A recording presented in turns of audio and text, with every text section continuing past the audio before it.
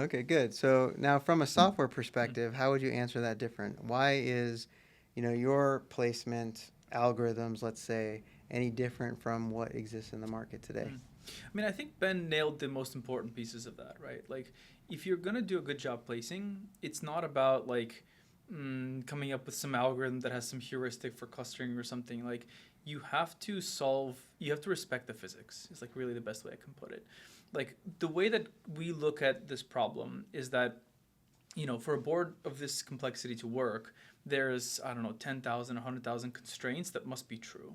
And if any of them are not true, then there's some chance the board doesn't work, right? If that switching converter is placed in a really poor way and you've got a long return loop, it's going to ring, it's going to brown out, it's going to be unstable. That's not a working board.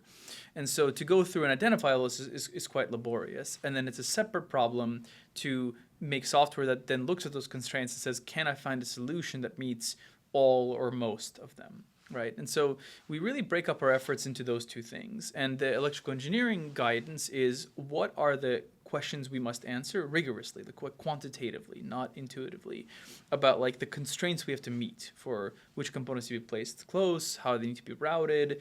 We also, for example, developed power polygons to support a good power distribution network on this board.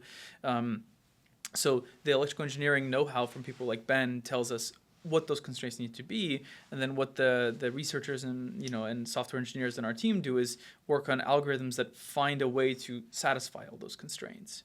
And a project like Speedrun is really just a forcing function that forces you to say, like, for this board, here's everything you have to do, and it included things like length matching and power and floor planning and crystals and switching converters and so on and so forth. Mm-hmm.